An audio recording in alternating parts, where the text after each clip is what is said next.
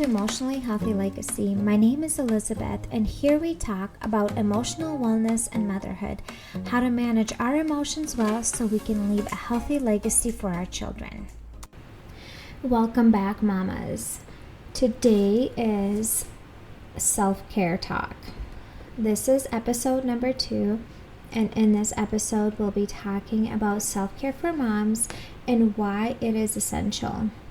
I kind of grew up in a conservative Baptist legalistic background, and the message that I have received as I was growing up was that taking care of yourself is selfish. You need to serve others. That's the Christian thing to do. And taking care of yourself and putting your needs about others is selfish and maybe even sinful. But I want to kind of break that down today and go deeper into that, why I believe that was the wrong mindset, and how taking care of yourself first is actually not selfish but selfless, and the best thing that you can do for yourself and for your family. Okay, so I guess the first question is, why do we even need self-care? Why is it important? Isn't it just, selfish to take care of me? Shouldn't we just serve our family and others above everything else? Isn't that what we're just called to do as believers and Christians? I believe that you can't take good care of your family and of others if you don't take good care of yourself. How well can you really serve your family if you're constantly stressed out, overwhelmed, and stretched thin? And when you do serve them, are you serving them with a happy heart or with a bitter heart? Does it bring you joy to serve your family, or do you feel resentment afterwards that everybody has all these needs and everybody needs you, and you have to do everything? How do you feel afterwards? Do you feel run down? Do you feel like you have nothing else to give? You might be completely burned out. So the Bible does not tell us to run ourselves into the ground serving others. We all have limits. We are human. Jesus also had limits, and he walked away at times. He did not heal every single person. And we cannot serve everyone. We are humans, and we need to take breaks because we have limits. Our energy is not unlimited, and we can't just keep on giving,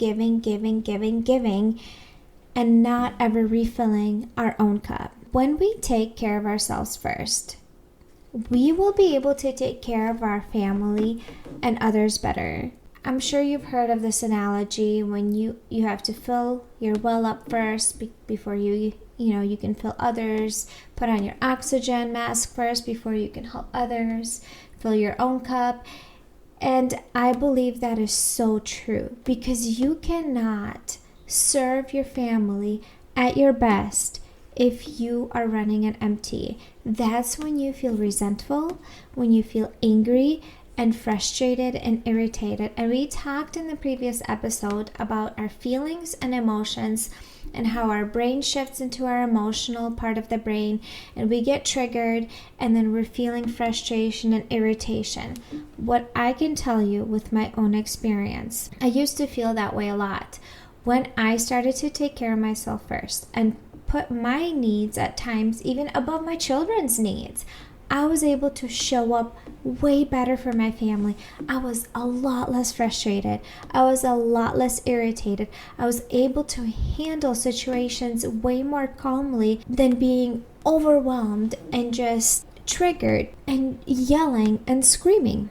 When we take care of ourselves first, we can then take better care of our families. How do you feel when you have some alone time? How about with some of your girlfriends? How about some time doing a hobby? Or have you done a hobby at all since you had kids?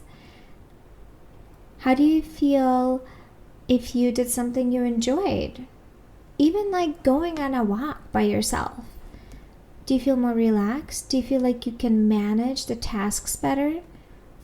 How about when you ever went on vacation and you came back? How did you feel mentally and emotionally after that? Do you feel like you could show up for your family and a better version of yourself. We're going to go deeper into self-care, why it's essential, and in order to thrive as a parent and even as a human being, we need to take care of our own needs. I don't know if you ever heard of Maslow's hierarchy of needs. I have learned about this in the past year. I'm sure I knew of it, but just like this exact term and this hierarchy of needs. This is a pyramid and it has multiple layers. And the bottom layer, the base of the pyramid, is our physiological needs. And that is food, water, warmth, and rest. So as human beings, we all need that in order for our body to physically function well. If you're running on low sleep, you're not going to function well. I know for me, for sure, if I did not get enough sleep or I had a bad night's sleep, I'm a lot more frustrated and irritated and short with my kids, because that's a human basic need. How about when you don't drink enough water or you have been skipping meals? Do you feel hangry? I definitely do. I definitely feel short with my kids if I am hungry, because that is a basic human need that needs to be addressed. Warmth and rest. So those are the very basic needs that all humans need in order to feel like decent. I guess like not thriving, but this is like the base layer. Then the next layer above that is safety needs, feeling security and safety. And that's just the feeling of safe and secure, being physically and mentally safe in relationships, having a safe place to live, having order, predictability, financial security, just health and well-being. That's also like a basic layer of human needs. Because when you think about it, you are super stressed out when you're struggling financially. You don't do well mentally and emotionally because that is in the back of your mind. How about when the day is super chaotic? Also, typically we don't respond super well. If we predicted our day to go a certain way and then it doesn't, we don't respond in the best ways. When you don't feel physically safe or emotionally safe around somebody, also you cannot be your best and thrive when you're in that sort of environment. The next layer above that is belonging and love needs. This one is the next section of needs that's called psychological needs. That is the need for relationships, intimate relationships with a loved one and friends. That's, as humans, we all need to feel loved and accepted and have trust and intimacy, receiving and giving affection to a person that we love. It gives us a sense of connection and it helps us be fulfilled emotionally and mentally. The next layer above that is also psychological need, and it's esteem needs. These are feeling of prestige and accomplishment. It's like when we feel like we're successful at something. If we are able to do something independently, feelings of dignity, achievement, and a desire of reputation and respect from others. That is also human needs. And as we fill the bottom layers and we go up, we will be able to function better and better mentally and emotionally. The top layer of the pyramid is the self-actualization section, and this is where people are fulfilled in life. This is when a human achieves their full potential, including creative activities, personal growth, peak experiences. This is where you become the most of what you can be as a human. This is the layer where you thrive. But if we ignore the deeper layers underneath, the basic needs, physiological needs, such as food, water, warmth, and rest, if we don't meet those needs, we will not be able to get to the top and thrive on the top. We just won't. This is how humans work. So what happens to us as moms if we ignore our basic needs? I'm talking about sleep, rest, just like even rest during the day, having a little bit of time to just sit down and rest a little bit. If we skip meals and if we just don't even drink any water, if we dehydrate, we do start feeling stressed out and overwhelmed. We feel irritated, frustrated, annoyed all day. We start taking it out on our kids and reacting negatively. I know for sure for me, if I don't get enough sleep and I skip meals, I definitely feel that in my emotional responses with my kids. I would challenge you to pay attention to that. Which parts of the days do you feel more frustrated and irritated? Is it like at 10, 11 in the morning because you've been awake since 6 and you haven't had any food to eat and your body needs that because it's a safety need for your body in order to feel safe? And if you don't feel safe, your brain shifts to emotional part of the brain. Is that something you feel like mid-morning, or is it something you feel late afternoon because you skipped lunch and you're feeling hungry, or you're super tired and exhausted because you've been going to sleep super late because you've been staying on your phone scrolling through mindless Instagram or social media? Step back and kind of analyze the situation. Which parts of the days do you feel most stressed and overwhelmed, irritated, and frustrated? The next thing I want to talk about, how our stress affects our body if it is not managed properly and if it's not managed well. Because just because you don't feel physically stressed out doesn't mean that your body is not stressed out. And if stress builds up over time, there's going to be negative effects on your body internally and externally. Stress happens to all of us. We need to learn to intentionally do things to help our body de-stress and to release it in a healthy way. In the previous episode, I talked about things that you can do to help your body de-stress in a helpful way. And that's like praying and journaling, deep breathing, crying, venting to a safe person, hugging someone safe, physical activity to get the stress out, creative expression. Those are helpful ways to get your stress out. Because if we don't do that, if we don't teach our body a helpful way to get it out, it's going to keep the stress inside our body, and it's going to come out in things like suppressed immune system, digestive problems, hormonal disbalance, and in women it comes out as acne, cravings for sweet and salty things, no libido, missed irregular cycle. It shuts down the reproductive system. You'll experience energy crashes, fatigue, exhaustion, weight gain in that midsection and nothing can get rid of it, migraines, mood swings and irritability, sleeping problems. You either can't fall asleep or you have a hard time getting up in the morning because you sleep either too much or not enough. Anxiety, depression, brain fog. You start becoming dependent on caffeine. And then studies show the correlation between stress and it's related to about 75 to 85% of chronic health problems.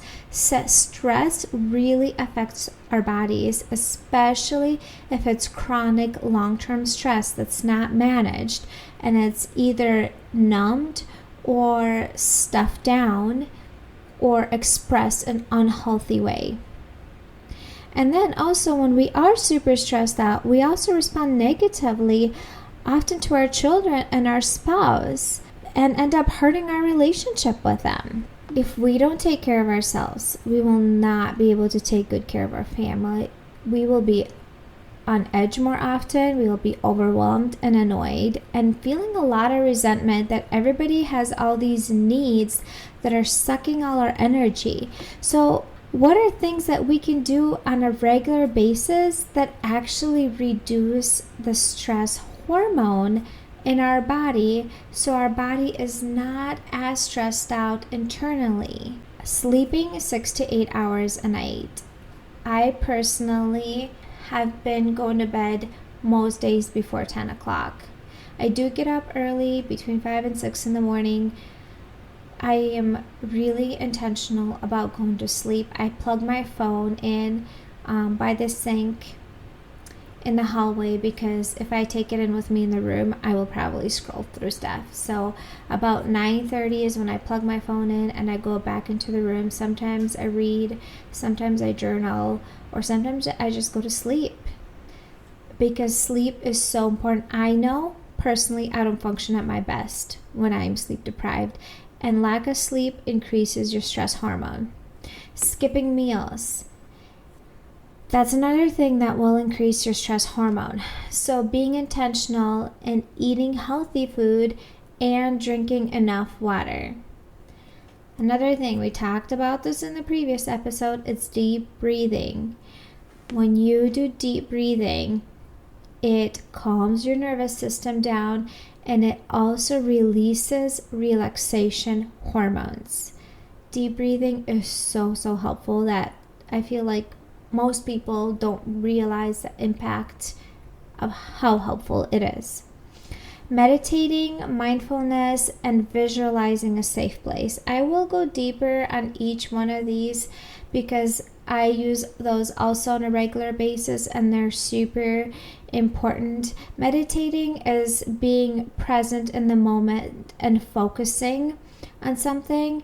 It's either focusing on your breathing or listening to meditating podcast or meditating audio. It helps you focus on something else versus on all your crazy thoughts that many of us have that just distract us. Visualization of a safe place. I do that almost every day to help me relax. I have a safe place I have created in my mind. It's laying on the beach in a white hammock, and it's sunny outside. I'm laying under the palm trees. I can see the super calm ocean water. It's like the sand is white and the water is crystal clear, and it turns into light blue and turquoise blue, and it's super peaceful and calm. And I imagine myself being there as I'm taking deep breaths and relaxing my body and all the tension with each breath. It's amazing. It is insane what 5 minutes of that can do, and de-stressing you and actually releasing relaxation hormones. Affirmations. We talked about this earlier too. Positive affirmations, saying positive things to yourself. I've got this. I can do this. I'm an amazing mom. I do my best. I show up for my family in the best version I can. I've got this. I can do this. I can handle this. So positive affirmations, super helpful to release the stress hormone. Taking a walk, doing Pilates or yoga, because both of those super helpful because they incorporate deep breathing. Reading a book. Reading a book for 10 minutes can reduce your stress level up to 80%. I don't know when the last time you sat down reading a book, but every time I do, especially if I do it right before bed, I sleep way better because it really distresses me. Talking to a safe person, journaling, laughing out loud is amazing. Maybe sometimes even watching a funny video, that is something super helpful. Unfollowing people on social media that make you feel worse. I had to do that. There were several people, I wouldn't say they're not bad people at all, but they kept portraying that their life is so perfect and great, and everything just seemed just so. And I felt more like a failure on my end, that my life wasn't like that. And if you ever talk to those people, they will never share any of their struggles. They would not be authentic. Everything is just perfect. And to me, it just made me feel worse internally. So I purposely unfollow people like that for my own mental and emotional sake. Taking a bath with calm music, candles, creating a relaxing environment, spending time with good friends that encourage you and uplift you, that is super helpful. Before COVID happened, that is something I regularly did, if not once a week, probably every other week, get together with my girlfriends and just have fun, just hang out and have fun. It was super, super helpful for me to de-stress and just to have a good time.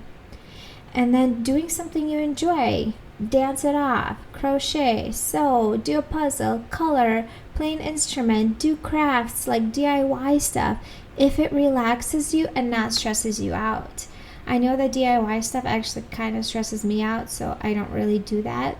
But if it helps you to feel better afterwards, do it. One of the things that I want to mention is that most of us, including me, the easy thing that we think we can do to de-stress is to be on our phones. And I just want to point out that it does not decrease your stress hormone. It actually elevates it, because the blue light from your phone increases your stress hormone instead of decreasing it. So it actually makes it worse. And there's a time and a place to sit on the couch and relax and watch a movie. But if this is all you fall back onto to help you relax from a stressful and overwhelming day, and that's all you do, that stress is not actually released. It's still collecting in your body, and it's still going to show up in other ways that I previously talked about, and unhelpful ways in your body. So being on your phone, yeah, sometimes we can do that, but actually being intentional and doing something else outside of a blue screen is what is truly actually helpful to decrease our stress hormone. When we take good care of ourselves, we will be able to serve others out of abundance. I know for me, when I didn't get enough sleep, if I skipped meals, if I have too much on my to-do list, and if I am stretched thin, I am not able to serve others and show up for others in a healthy way. I just can't. I can't, because I feel bitter and resentful and maybe even more frustrated and angry that I am helping someone. But if I fill my needs, if I do things that fulfill me and to actually de-stress me, then I'm able to serve others with a happy heart, with a hopeful heart, with joy, and it doesn't feel like a burden and heaviness. And then when my kids do have needs, especially emotional needs, I'm able to show up for them because I am not running on empty myself. Here are the takeaways from today. Taking care of yourself is not selfish. It's important in order for you to show up for your family and the best version of yourself. Number 2, please, please, please do not ignore your basic needs: rest, food, and water. Treat yourself like you treat someone you love. There's a good guide for you. And number 3, pick 3 things that lower your stress hormone. For example, like breathing or meditation or exercise or reading or laughing. Do at least one thing daily, something that will lower your stress hormone. All right, mamas, if you like what you heard today, and if it's helpful for you, I encourage you to go into the show notes, and it will lead you to my website, and in there you'll be able to find the list of things that I talked about today, things that cause your stress hormone to go up, and then things that you can do to help your body de-stress in actually productive, helpful way. If what you learned today was really helpful to you, please let me know. Reach out to me on Instagram at Emotionally Healthy Legacy, and I would love to know your feedback, what you think, and what you also want to learn more about. because this is my passion. This is what I love to teach moms. So shout out to me on Instagram. Let me know if this was helpful for you and what else you would like to learn. See you next time.